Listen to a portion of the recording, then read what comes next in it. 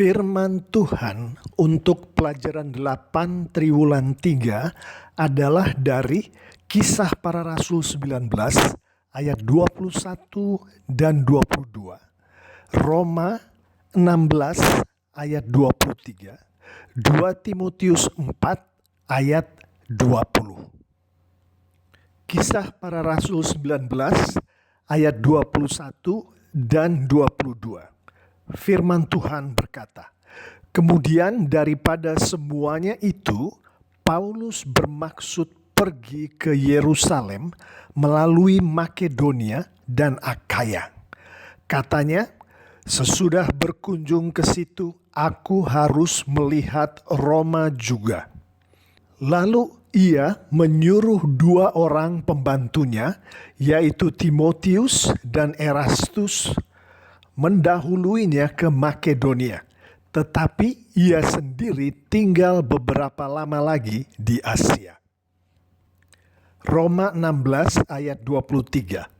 "Salam kepada kamu dari Gaius yang memberi tumpangan kepadaku dan kepada seluruh jemaat. Salam kepada kamu dari Erastus, bendahara negeri, dan dari Quartus, saudara kita." 2 Timotius 4 ayat 20. "Erastus tinggal di Korintus dan Trofimus kutinggalkan dalam keadaan sakit di Miletus." Demikianlah firman Tuhan. Haleluya. Amin. Halo adik-adik, kembali lagi kita bertemu pada minggu ini. Apa kabarnya? Saya berharap adik-adik boleh tetap sehat ya, dan tetap bersemangat di dalam menjalankan kehidupan sehari-hari, beraktivitas sehari-hari. Kita akan berdoa sebelum kita memulai pelajaran kita pada pagi hari ini, yaitu pelajaran 8 tentang pemuridan menjadikan mitra yang berguna. Kita berdoa dulu yuk. Kami mau bersyukur kepadamu Tuhan atas apa yang sudah Tuhan berikan bagi kami sekalian, atas berkat, atas pimpinan, atas kebaikan yang boleh kami nikmati setiap hari di dalam kami melakukan aktivitas kami. Kami mau bersyukur karena Tuhan sudah mati bagi kami di kayu salib, menghapus dosa-dosa kami dan juga memberikan keselamatan bagi kami. Ajar kami untuk hidup untuk Engkau Tuhan, ajar kami untuk mendengarkan firman Tuhan pada pagi hari ini, dan biarlah kiranya dalam kehidupan kami boleh melakukannya. Kami mau serahkan pagi ini ke dalam tangan Tuhan. Di dalam nama Yesus Kristus kami berdoa. Amin. Adik-adik, dalam Kisah Para Rasul 19 ayat 21 dan 22, itu dikisahkan bagaimana Rasul Paulus setelah 2 tahun mengajar dan juga memberitakan Injil, Rasul Paulus ingin kembali ke Yerusalem untuk melihat anak-anaknya atau orang-orang percaya yang sudah dia menangkan yang berada di Yerusalem, karena dia mendengar bahwa orang-orang di sana, jemaat di sana sedang mengalami kesulitan karena masalah-masalah yang mereka hadapi. Ada kemiskinan, ada mereka yang tersingkirkan, mereka yang tidak mendapat pekerjaan dan lain sebagainya, karena terjadi pertentangan yang semakin tajam antara orang-orang Yahudi. Nah, kemudian Rasul Paulus mengirimkan muridnya, yaitu Timotius dan Erastus. Nah, Erastus juga baru adik-adik dengarkan di sini di pelajaran pada pagi hari ini. Kita akan belajar mengenai Erastus, murid Paulus juga. Dia bagaimana kemudian Paulus memberikan kepercayaan kepada Erastus dan juga kepada Timotius untuk mengumpulkan dana bagi orang-orang atau bagi jemaat Israel di Yerusalem, untuk mengumpulkan dana di Makedonia dan Akhaya. Mereka mengumpulkan, Rasul Paulus mengutus mereka ke sana untuk mengumpulkan dana supaya dana terkumpul untuk dibawa ke Yerusalem. Dan kemudian Timotius dan Akhaya, kalau kita lihat di dalam Roma 16 ayat 23, bukan Timotius dan Akhaya, Timotius dan Erastus. Kemudian mereka melakukan tugasnya di Makedonia dan Akhaya untuk mengumpulkan sumbangan yang akan mereka sumbangkan kepada jemaat Yerusalem. Kemudian kita lihat di sana bagaimana Kisah Para Rasul 19 ayat 22, kemudian dijelaskan bagaimana mereka mengumpulkan sumbangan-sumbangan itu.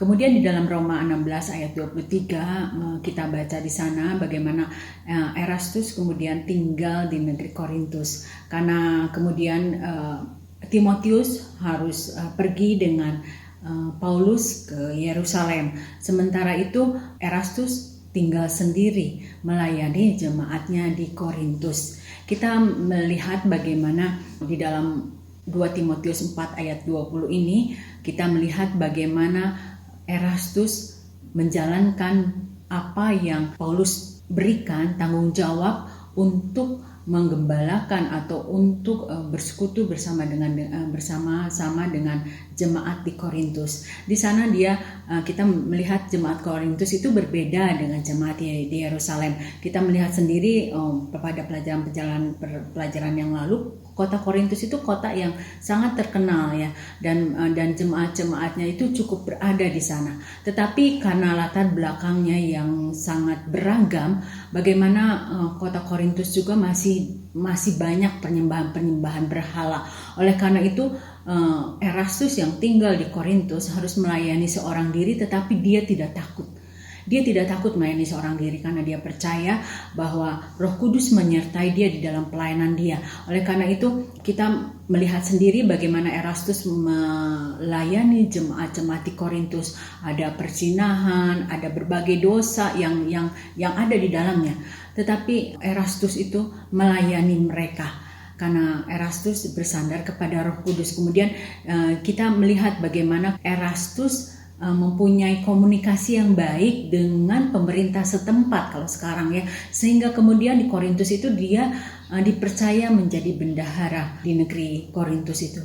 Kita melihat di sini bagaimana Paulus kemudian memberikan kesempatan kepada 2 orang yang dimuridkannya itu untuk melakukan hal-hal yang luar biasa di dalam kehidupan mereka. Dalam kesimpulan kita pada pagi hari ini kita akan melihat bagaimana Paulus itu tidak hanya belajar bersama-sama firman Tuhan bersama dengan Erastus dan bersama dengan Timotius mengajarkan firman Tuhan kepada mereka, tetapi juga Paulus itu mendidik mereka untuk menjadi mandiri, sehingga kemudian di dalam perkembangannya Erastus dan juga Paulus bisa menjadi mitra yang berguna, menjadi mitra yang dapat dipercaya oleh Paulus untuk melakukan pelayanan-pelayanan yang lain. Kita di sini melihat bagaimana mereka bertanggung jawab sepenuhnya terhadap pelayanan itu, dan walaupun tugas yang diberikan itu tidak mudah,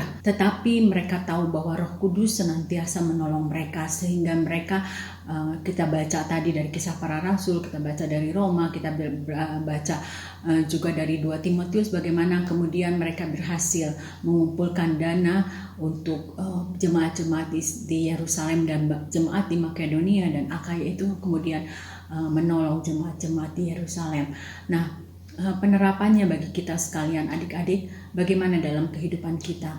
Apakah kita juga walaupun tidak tanggung jawab yang diberikan itu tidak sebesar yang Erastus dan juga Timotius, tapi pikirkan satu pelayanan apa yang bisa kita lakukan di dalam kehidupan kita, atau pelayanan apa yang bisa kita lakukan di dalam kelas. Apakah kita bisa membantu teman kita, ataukah kemudian kita mendengarkan mereka dan kemudian juga membantu guru sekolah minggu untuk mengorganisasikan sesuatu. Nah, pikirkan pelayanan apa yang tidak sulit bagi kita sekalian untuk supaya kita juga dapat menjadi, selain di dalam sekolah minggu kita juga belajar firman Tuhan, tetapi kita juga bisa menjadi alat atau mitra yang berguna bagi sekolah minggu keseluruhan di TLCC. Nah, nanti kita akan mendengarkan penjabarannya lebih jelas lagi dari Pastor Alex. Jangan lupa ayat hafalan untuk minggu depan dari Kisah Para Rasul 20 ayat 28 ya. Adik-adik hafalkan dan kirim juga videonya kepada kita semua.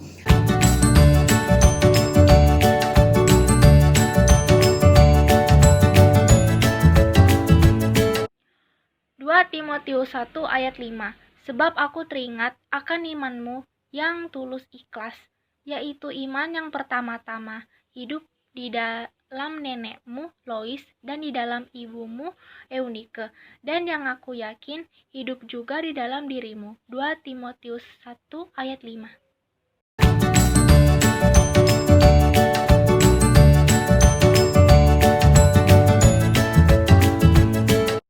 Setelah mendengarkan pembacaan firman Tuhan dan setelah mendengarkan pemaparan pelajaran 8 Triwulan 3 dari buku Sekolah Minggu LLB kita tadi, seperti biasa saya hanya ingin menambahkan sedikit di pemaparan dan sedikit di penerapan dari pelajaran 8 ini.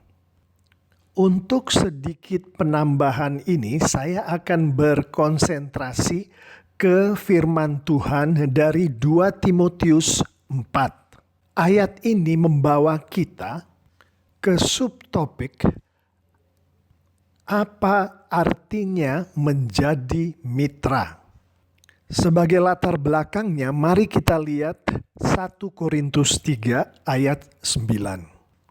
Karena kami adalah kawan sekerja Allah, kamu adalah ladang Allah, bangunan Allah. Kita melihat di sini bahwa mitra adalah kawan sekerja Allah, yang mana di ayat ini adalah kami, yaitu orang-orang yang bekerja di ladang Allah. Karena ladang Allah di sini adalah kamu, yang mana ini adalah jemaat-jemaat Tuhan, yaitu gereja Tuhan, termasuk di dalamnya teman-teman segereja kita, termasuk di dalamnya teman-teman sekolah minggu kita, care group kita, bahkan di dalamnya adalah keluarga kita sendiri, ayah, ibu, adik, kakak.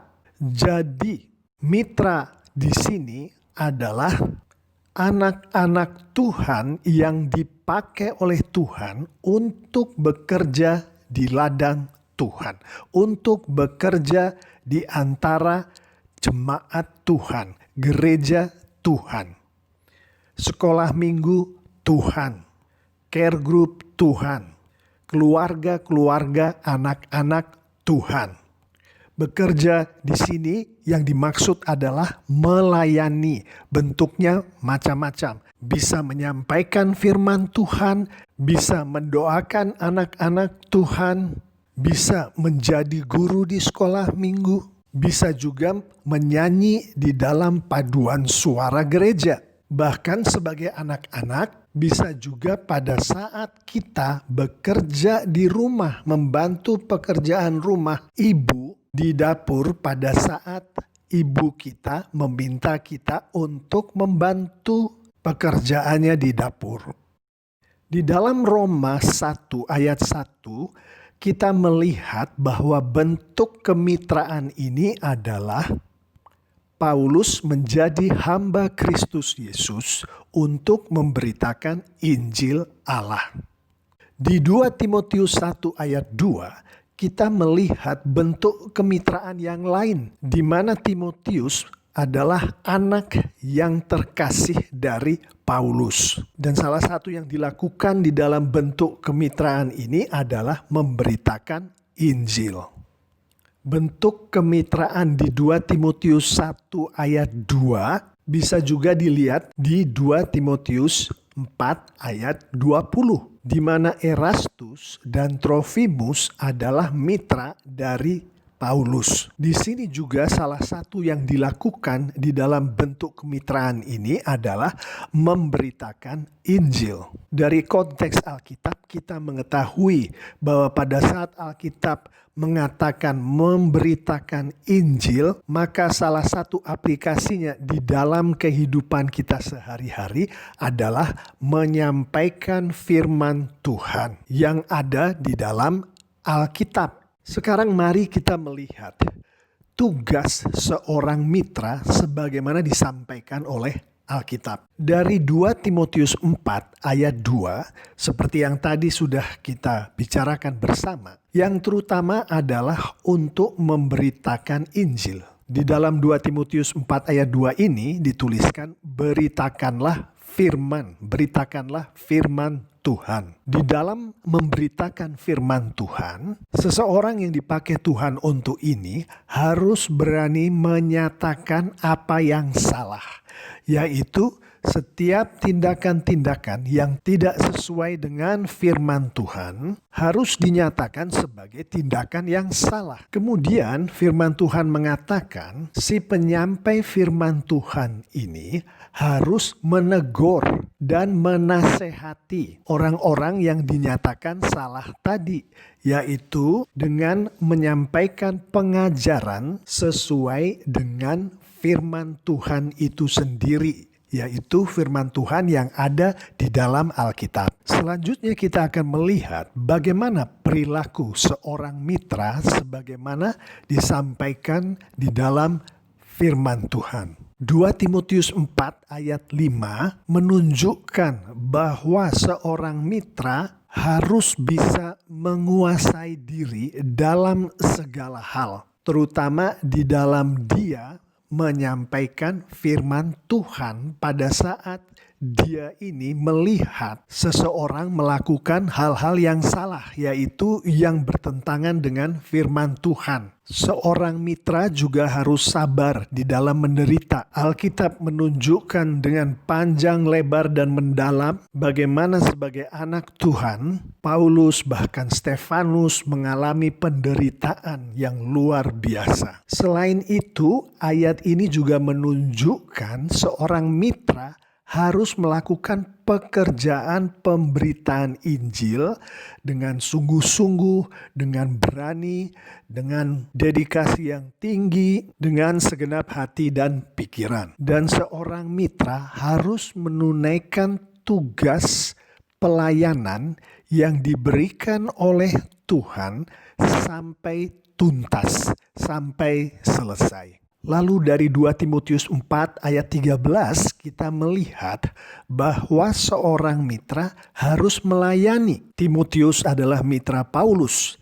Timotius melayani Paulus seperti yang kita lihat di ayat ini. Begitu juga sebaliknya, Paulus melayani Timotius. Contoh di dalam kehidupan kita sehari-hari, kalau seorang anak adalah mitra dari ibunya, maka si anak itu melayani si ibu. Demikian juga sebaliknya, si ibu melayani si anak di dalam melakukan pekerjaan-pekerjaan yang disampaikan oleh firman Tuhan tadi, termasuk menyampaikan firman Tuhan itu sendiri satu sama lain, termasuk saling mendoakan. Untuk penerapannya, marilah kita melihat kehidupan sehari-hari kita masing-masing. Apakah di dalam kehidupan kita membawakan diri kita sesuai dengan firman Tuhan? Apakah kita menjadi kesaksian bagi Tuhan di dalam kita menghidupi kehidupan kita?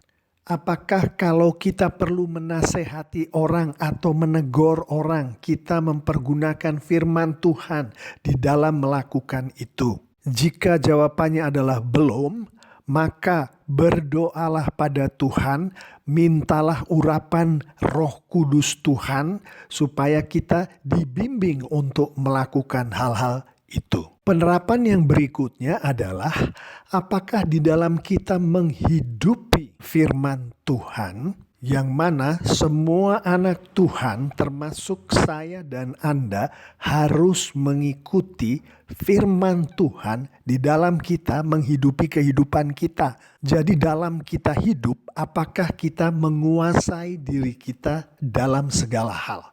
Apakah kita sabar menderita? Apakah kita melakukan pekerjaan-pekerjaan atau hal-hal atau aktivitas-aktivitas di dalam kehidupan kita sesuai dengan Injil, sesuai dengan firman Tuhan, dengan sungguh-sungguh, dengan sepenuh hati, dengan berani? Kemudian apakah kita selalu menunaikan tugas yang Tuhan sampaikan kepada kita melalui firman Tuhan dengan tuntas sampai selesai. Seperti misalkan kita sebagai anak-anak firman Tuhan katakan kita harus patuh pada orang tua.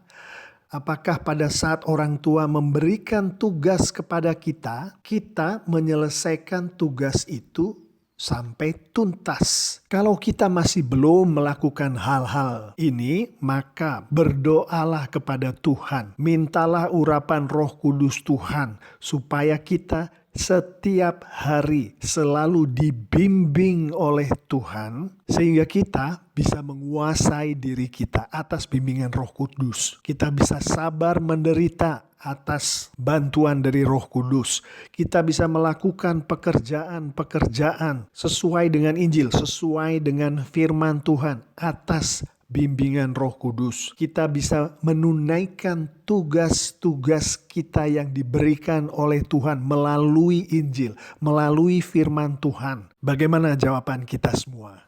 Kalau masih belum atau masih belum sempurna, mari kita memohon urapan dari Roh Kudus melalui doa-doa kita setiap hari. Amin. Nah, kita akan menutup pelajaran pada pagi hari ini. Kita akan berdoa.